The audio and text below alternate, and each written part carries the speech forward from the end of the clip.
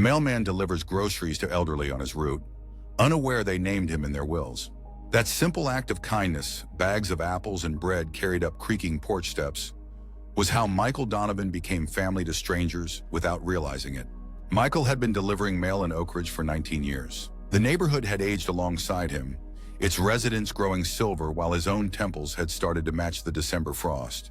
At 45, his life had settled into the comfortable rhythm of predictable loneliness. Wake up, coffee, route, home to an empty apartment. Repeat. The postal uniform had become his armor, the blue fabric a barrier between his heart and a world that had taken much from him. His wife, Sarah, had been gone 5 years now. Cancer, swift and merciless.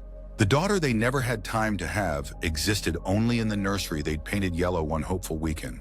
Sometimes Michael would brush his fingers against the fabric of his uniform pocket, where he kept Sarah's final note. The paper had grown thin from thousands of touches, but he couldn't bring himself to laminate it. The texture of her handwriting was all he had left.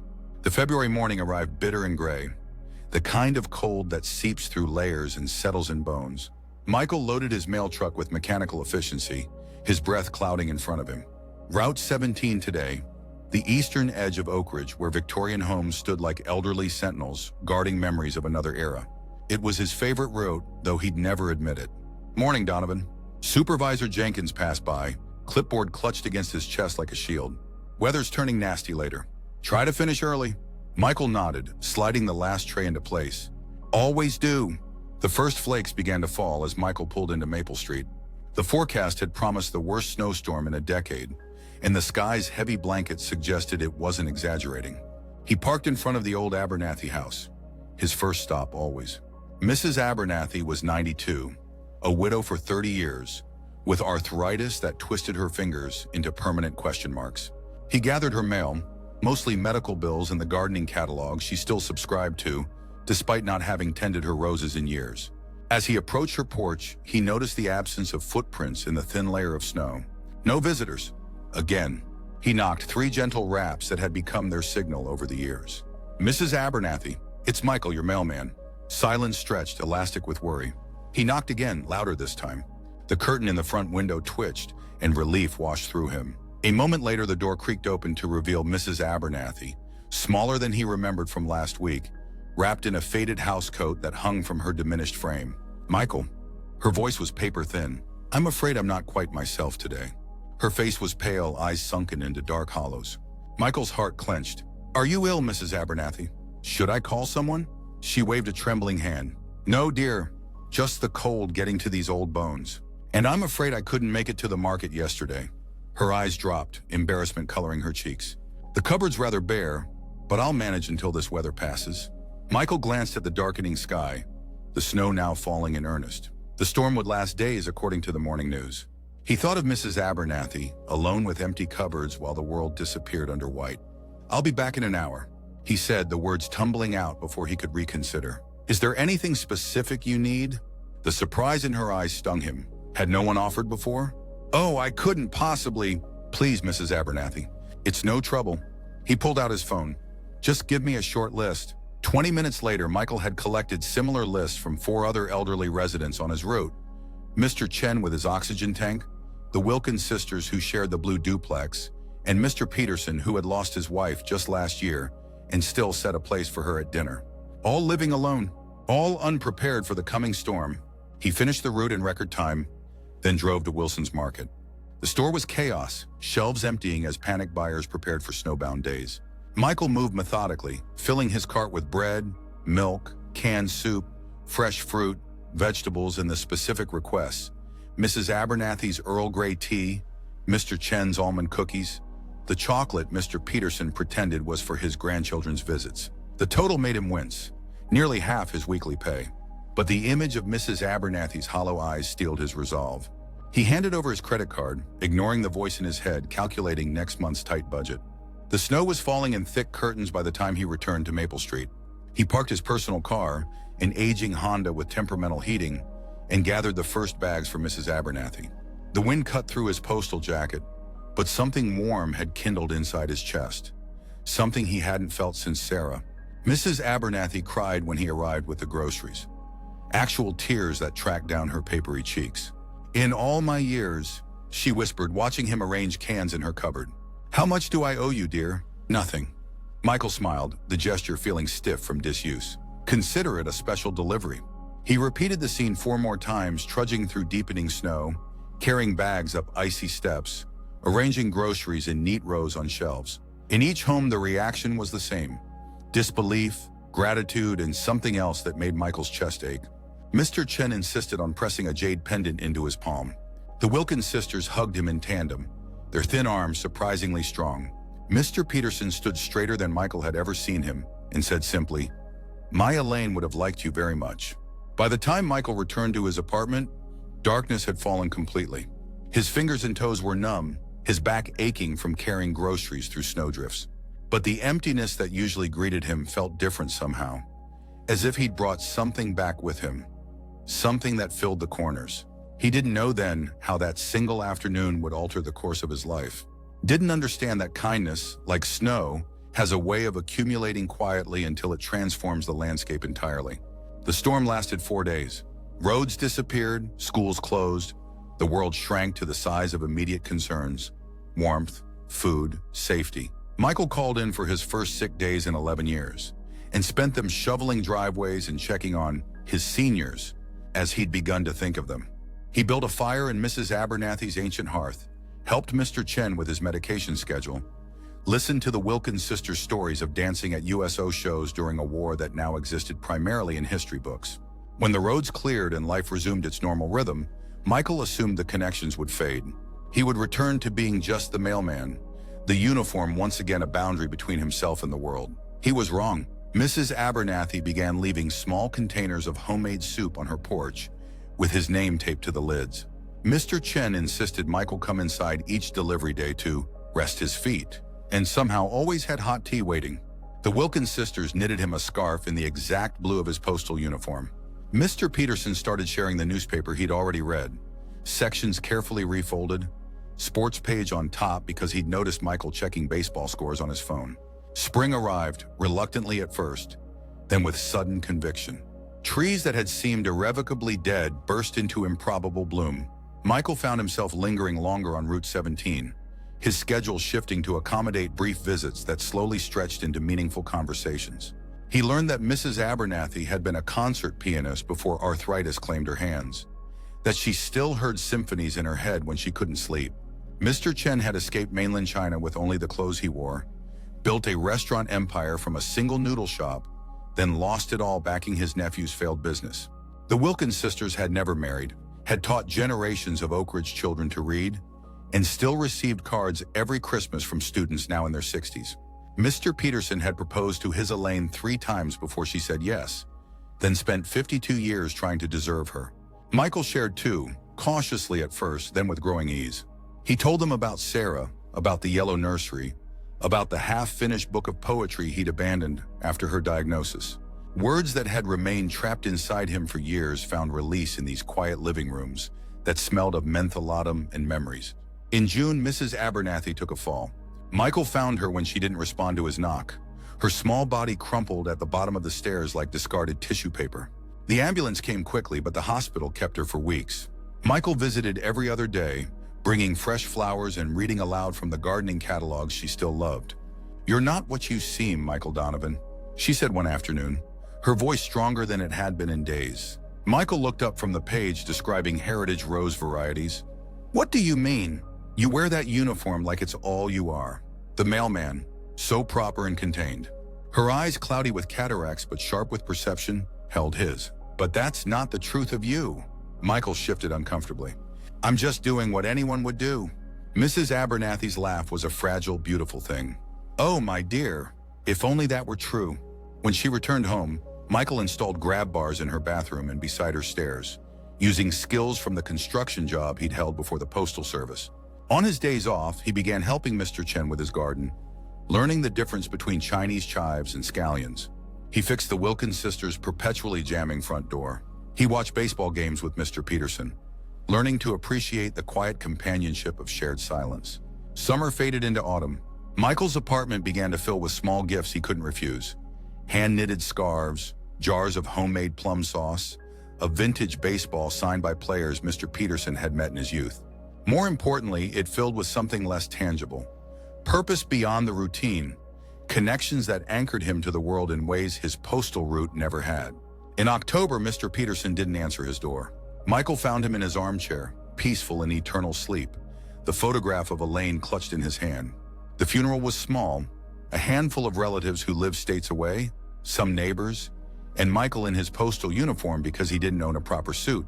Afterward, a lawyer Michael had never met approached him in the funeral parlor's sterile hallway. "Mr. Donovan? I'm James Whitfield, Mr. Peterson's attorney." The man extended his hand. "He left instructions to speak with you immediately following the service." Michael followed him to a small office, confusion mounting. The lawyer removed an envelope from his briefcase, his expression professional but kind. Mr. Peterson made changes to his will approximately 6 months ago. He was quite specific about his wishes. He handed Michael the envelope. "This letter explains his decisions, but in short, he has left you his home and a modest investment account. After taxes, it comes to approximately $130,000. The room seemed to tilt. "There must be a mistake. I was just his mailman." The lawyer smiled. "He anticipated you might say that. Perhaps you should read his letter." With trembling fingers, Michael opened the envelope. "Michael, if you're reading this, I've finally convinced Elaine to let me join her. Don't be sad. It's been too long without her laugh. You keep saying you're just the mailman, but son, you were never just anything to me. You were the person who saw me when I became invisible with age. You remembered how I take my coffee. You listened to the same stories repeatedly without complaint. You shoveled my walk without being asked. You brought me groceries during that terrible storm. When my own son calls only on Christmas and my birthday, you checked on me every day. When I fell, yours was the number I called, not my daughter's. I'm leaving you my house because houses should be homes, and you helped make mine one again after Elaine left. The money isn't much, but maybe it can help with that book of poetry you mentioned once, and then never spoke of again. Don't waste time being surprised. You earned this 1,000 times over. And Michael, Elaine says the yellow nursery shouldn't stay empty forever. Your friend, Howard Peterson." The paper blurred as tears filled Michael's eyes. He folded the letter carefully, placing it in his pocket next to Sarah's note. "I don't understand," he said finally. "Why would he do this?" The lawyer's expression softened. "Mr. Peterson wasn't the only one, Mr. Donovan. I've been contacted by Mrs. Abernathy's attorney, and the Wilkins sisters have made arrangements as well." "What are you saying?" "I'm saying, Mr. Donovan, that you appear to have made quite an impression on your postal route. These people consider you family." Michael left the funeral home in a daze, the weight of Mr. Peterson's letter pressing against his heart. Family. The word echoed in his mind as he drove home, as he climbed the stairs to his apartment, as he sat in the darkness trying to comprehend how delivering mail and one impulsive grocery run during a snowstorm had somehow led to this moment. November brought Mrs. Abernathy's passing, peaceful in her sleep like Mr. Peterson. At her funeral, a young woman with Mrs. Abernathy's cheekbones approached Michael. "You're Michael," she said, "the mailman. Grandmother spoke of you constantly." Michael hadn't known Mrs. Abernathy had family. In all their conversations, she'd never mentioned a granddaughter. "I didn't visit enough," the woman continued, regret sharpening her words. "My job in Seattle, it's not an excuse. But knowing you were here, checking on her, it helped."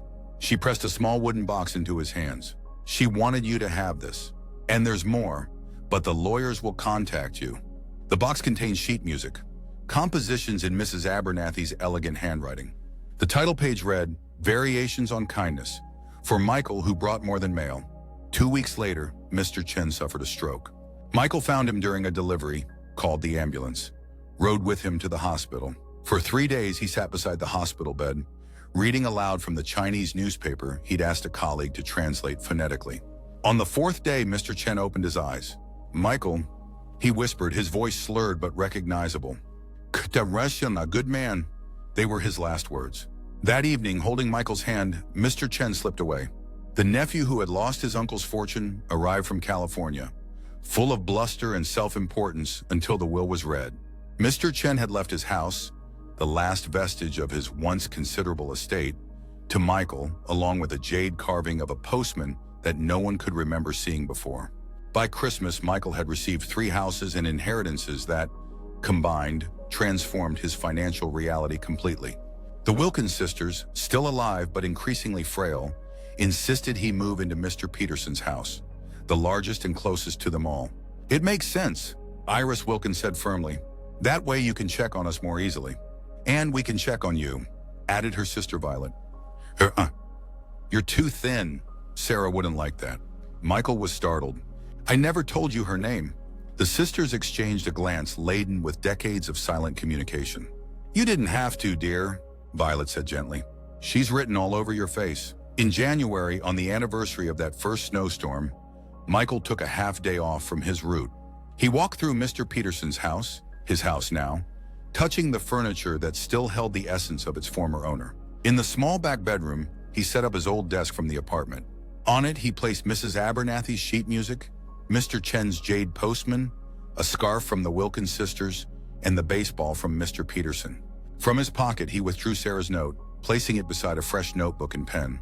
For the first time in 6 years, he read her words without the barrier of fabric between his fingers and the paper. "My dearest Michael, the doctors say weeks, but I know it's days. There's so much I want to say, but I'll keep it simple because that's how we've always been, you and I. Uncomplicated love in a complicated world. Don't disappear when I'm gone. You have too much heart to keep it locked away. The nursery doesn't have to stay empty forever. Your life doesn't have to either. Find your way back to your poetry. Find your way back to living. And when you do, know that I'm cheering the loudest wherever I am. Always and after, Sarah." Michael opened the notebook. The page gleamed, white and full of possibility. He began to write, not poetry yet, but words that had been building inside him since that snowy February day. "Dear Sarah, I think I'm finally finding my way back. It started with a snowstorm and groceries for Mrs. Abernathy. By spring, Michael had filled 3 notebooks. By summer, he had given notice at the Postal Service. By fall, he had turned Mr. Chen's house into a community center for seniors, hired college students to provide companionship and assistance to elderly residents throughout Oak Ridge, and begun teaching a poetry workshop at the local library. The Wilkins sisters attended every session, their enthusiasm making up for their fading hearing. He kept Mrs. Abernathy's house as a guest home for families visiting elderly relatives in Oak Ridge, a place to stay without the impersonal nature of hotels or the burden of imposing on their loved ones, often small homes. It quickly became booked months in advance. In December, 2 years after that first snowstorm, Michael stood in the nursery of his new home, Mr. Peterson's house, now unrecognizable after renovations. The walls were still yellow but brighter now, alive with possibility. A rocking chair sat by the window, overlooking the garden where Mr. Chen had taught him to grow Chinese vegetables. On the dresser stood photographs, Mrs. Abernathy at her piano, Mr. Chen cooking, the Wilkins sisters laughing, Mr. Peterson with Elaine on their 50th anniversary, and Sarah, always Sarah, her smile bright with the future they'd planned but never reached. The doorbell rang, pulling him from his thoughts. Michael hurried downstairs, straightening his shirt. Not a postal uniform now, but a simple button-down in a blue that matched the scarf the Wilkins sisters had made him. He opened the door to find a woman holding a clipboard, uncertainty in her eyes. "Mr. Donovan, I'm Eliza from Second Chance Adoptions. We spoke on the phone about fostering." Behind her stood a girl, perhaps 7 or 8, with solemn eyes and a small suitcase clutched in her hand. The social worker continued, "This is May. Her grandmother was her last living relative, but she passed last month. It would just be temporary until we find a permanent placement." The girl looked up, her expression careful, controlled, the face of someone who had learned early that attachment was dangerous, that people disappeared. Michael recognized it from his own mirror in the years after Sarah. He knelt down, bringing himself to her eye level. "Hello, May. I'm Michael. I used to be a mailman, but now I mostly help older people and write poetry. Neither of those things is very exciting, I'm afraid." A flicker of interest crossed her face. "My grandmother said poetry is how the heart talks when regular words aren't enough."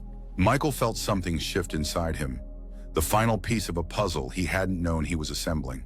"Your grandmother sounds very wise." "She was," May's voice caught. "She's gone now." "I know something about that," Michael said gently. "Would you like to come in? I made cookies this morning. They're not very good, I'm still learning, but we could practice being disappointed together." The faintest smile touched her lips. "Okay." As they stepped into the house, snow began to fall, soft and silent, transforming the world with gentle persistence. Just like kindness had transformed Michael's life, one grocery delivery at a time. In the kitchen, as he poured milk and arranged misshapen cookies on a plate, Michael glanced at the photographs on his wall. All those who had named him in their wills without telling him. All who had seen in him something he hadn't seen in himself. Family found in the most unexpected way. "Are those your grandparents?" May asked, following his gaze. Michael considered the question, feeling the weight of their legacy, the inheritance that went far beyond houses and money. "Yes," he said finally, "they are. And someday I'll tell you about each one of them." Outside, the snow continued to fall, covering the world in second chances.